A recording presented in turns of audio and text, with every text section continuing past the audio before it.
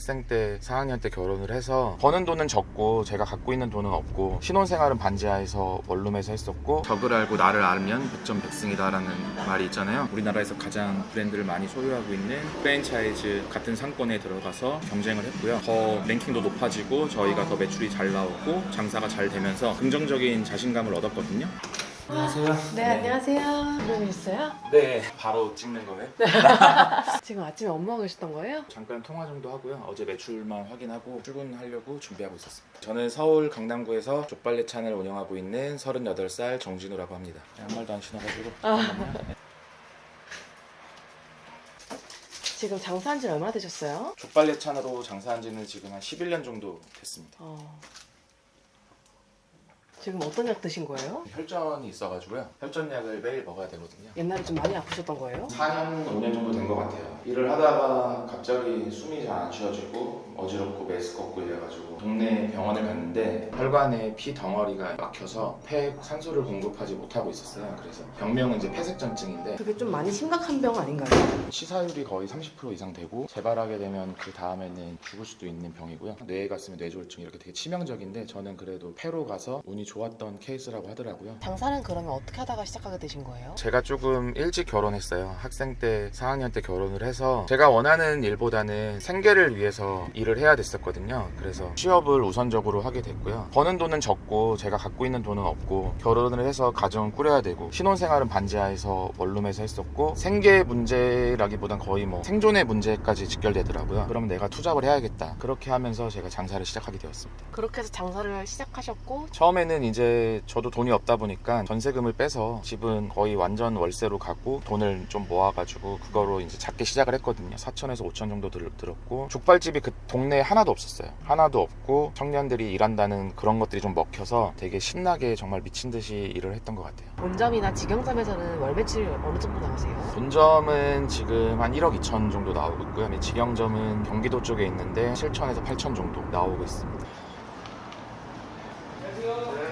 안녕하세요. 여기네요. 네네. 본점이고요. 홀은 10테이블로 구성되어 있고 족발집이라기보다는 외식할 수 있는 그런 분위기를 내고 싶었어요. 좋은 족발로 정말 몸에 좋은 야채랑 천연 재료들로 정말 정직하게 삶기 때문에 좋은 공간에서 먹었으면 좋겠다. 그런 취지로 좀 매장을 꾸몄고요. 지금 족발 나올 시간이어서 한번 보여드릴게요. 원래 족발은 저녁이랑 배달로만 드신다고 생각이 드는데요. 지금 이제 시간이 11시 20분이거든요. 저희는 점심에도 홀부터 해서 포장 배달 이런 것도 좀 가볍게 식사 개념으로 드실 수 있게 만들었거든요. 족발도 되게 호불호가 많은 음식이거든요. 한약재가 많이 들어간 오양 족발이라는 스타일이 있고요. 과일이 많이 들어간 달달한 족발이 있어요. 저희는 야채 베이스에 조금 고소하고 담백한 족발 특유의 육향에 집중한 그런 스타일이라고 보시면 돼요.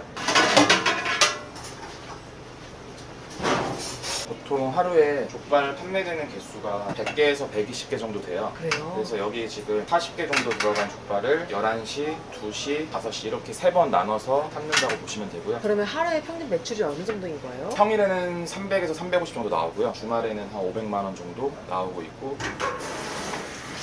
저기 안에 있는 게 야채들인 건가요, 그러면? 저희가 한 10가지 정도 가까이 되는 야채가 들어가요. 저희는 무조건 오로지 국내산 당일 도축되는 족발을 주 6일 동안 배송받아서 새벽에 배송이 들어오면 그거를 매일매일 손질을 해서 삶는 족발집입니다. 15년 가까이 족발집을 하면서 느끼는 하나의 확실한 진짜 신념은 족발은 기교가 없다.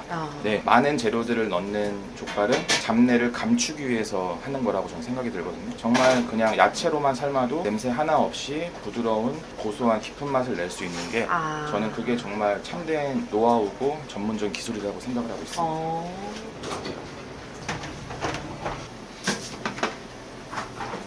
이게 엄청 뜨거워요. 그래서 중간중간 손을 씻어주시는 건가요? 열기가 전해질까봐.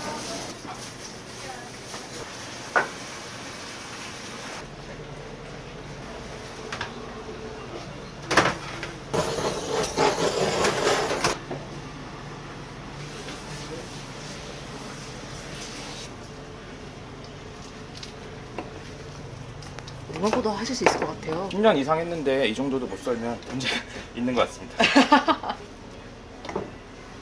소스 같은 것도 다 직접 개발하신 거예요? 네, 저는 이제 막국수 소스, 불족 소스, 마늘 소스, 다대기 이런 것들도 준비해놓고 시작을 했거든요. 그것도 그렇고 맛도 트렌드에 따라 변한다고 생각이 들어서 처음에는 이제 막국수 소스 같은 경우도 과일이 되게 많이 들어간 되직한 스타일로 하다가 지금은 조금 묽게 만들어서 잘 비벼지고 조금 더 새콤달콤하게. 족발도 약간 트렌드가 또 있나요? 족발은 뭐 있을 수도 있다고 생각이 들었어요. 중간중간에 뭐 튀김 족발, 뭐 구운 족발, 물족발 이런 식으로 계속 무엇인가들이 생겨났었거든요. 근데 정말 인기가 반짝하다가 사라지거나 그 맛에 대해서 좀 호불호가 많이 갈리거나 그랬던 것 같아요. 그래서 저는 근데 결국 유행이 돌고 돌면서 원조가 다시 또 계속 자리 잡지 않나. 그게 약간 반복하면서 좀 시간이 지나왔던 것 같아요. 그럼 대표님도 이게 사업은 잘 되시지만 네. 계속해서 연구하고 발전해 나가셔야 되겠네요. 정말 그럼 끊임없이 발전을 해야 되고요. 족발뿐만 아니라 같이 나오는 구성, 저희는 심지어 올라가는 접시의 모양이나 색, 그다음에 족발을 계속 따뜻하게 유지할 수 있는 온도 이런 것들도 계속 고민해야 된다고 생각이 들어요. 벌써 자리가 거의 다 찼네요. 오히려 늦은 야식보다는 저녁이랑 이렇게 점심에 식사 쪽으로 좀 많은 분들이 찾아주고 계세요. 여기가 주변에 아파트가 많고 그런 특수적인 것도 있겠지만 이제 족발도 충분히 식사가 되고 건강한 음식이기 때문에 그런 것들이 좀 많이 찾아주시는 것 같습니다. 맛있게 드셨어요? 네, 감사합니다. 안녕하세요. 이게 무슨 메뉴인가요? 시그니처 메뉴라고 해가지고 반반 족발에다가 보쌈 같이 나가고 거기다 이제 마늘 소스 다 나가는 메뉴입니다. 맛있게 드세요. 부대찌개가 원래 기본으로 나가나요? 네, 부대찌개가 왜 족발이랑 같이 나가느냐고 생각을 하실 수 있는데요. 족발이 많이 멀리면 좀 느끼해요. 근데 부대찌개가 의외로 칼칼하고 또 족발을 싫어하는 어린 아이들은 또 부대찌개랑 같이 식사를 할 수 있어서 가족분들이 굉장히 좋아하시고요. 의외로 족발하고 부대찌개가 조합이 좀 잘 맞아요. 대표님, 김치전도 만드시네요? 족발이 아무래도 바로바로 주문을 하면 나갈 수 있는 음식이 아니고 기다리는 시간이 좀 지루할 수도 있잖아요. 기다리는 시간에 손님들이 직접 부쳐 드실 수 있는 그런 재미도 제공하고 서비스 개념도 저희가 이제 경쟁력으로 키워가면서 작은 디테일적인 것들을 신경 쓴다 이렇게 입소문이 나면서 되게 많은 분들이 이 부분을 되게 좋아해 주고 계세요. 반찬이 되게 예쁘게 나가네요. 가성비적인 것도 중요하지만 가심비적인 게 더 중요하다고 생각이 들거든요. 정말 인테리어적인 부분, 누구나 놓칠 수 있는 부분, 소비자의 마음을 움직이는 그런 작은 부분들이 저는 감동이 온다고 보거든요. 그래서 저희는 소비자가 이미 먹기 전에 이 집은 족발이 맛있을 수밖에 없다. 이 상차림만 봐도 이게 느껴진다. 그렇게 저는 플러스적인 요소가 분명히 있다고 봐요. 누구나 아는 것보다는 정말 누구나 놓칠 수 있는 부분에 대해 고민하라.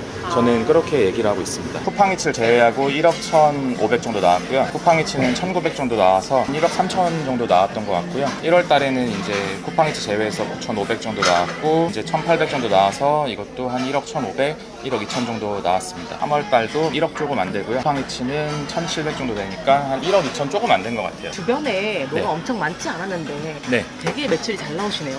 여기는 이제 강남구 세곡동 보금자리인데요. 되게 작은 먹자 상권이에요. 이렇게 아파트가 좀 둘러싸고 있는 좀 항아리 상권인데요.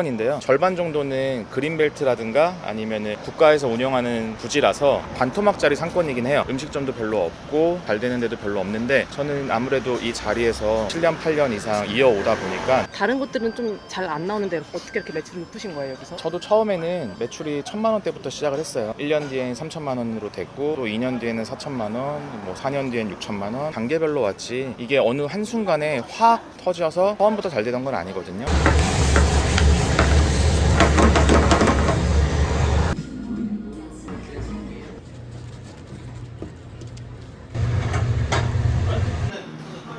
대표님 이제 점심 드시나요? 오후 일정이 있어가지고 간단히 매장에서 먹고 가려고요. 그럼 또 사업해보니까 좀 어떤 게 중요한 것 같으세요? 현장 일을 많이 익혀야 되고 경쟁업체라든가 잘 되는 곳, 안 되는 곳 이런 것들에 대해서 많이 비교를 해야 된다고 생각이 들어요. 이 아이템이 너무 좋다. 그래서 나는 잘 될 것이다. 이렇게 막연한 확신보다는 내가 하고자 하는 아이템이 이 동네에 어울리는 곳인가? 나보다 더 뛰어나고 괜찮은 경쟁업체가 있진 않은가? 그 근처에 잘 되는 집과 안 되는 집을 가서 내가 배워야 될 점은 무엇인가? 적을 알고 나를 알면 백전백승이다라는 말이 있잖아요. 그러면은 실제로 네. 이렇게 다른 곳들 분석도 되게 많이 해보셨겠어요. 저는 우선 이 사업을 하기 위해서 가장 우리나라에서 프랜차이즈 개수가 많고 가장 이름 있는 곳에 같이 경쟁해봐야 된다고 생각이 들었어요. 그래서 직영점 같은 경우 경기도에 위치해 있는데 우리나라에서 가장 브랜드를 많이 소유하고 있는 프랜차이즈 같은 상권에 들어가서 경쟁을 했고요. 더 랭킹도 높아지고 저희가 더 매출이 잘 나오고 장사가 잘 되면서 거기에서 좀 약간 그런 긍정적인 자신감을 얻었거든요. 그러면 실제로 일본은 이렇게 잘하는 곳에 들어가가지고 같이 그렇게 경쟁을 해서 또 1등을 먹고 하시는 거네요? 네, 근데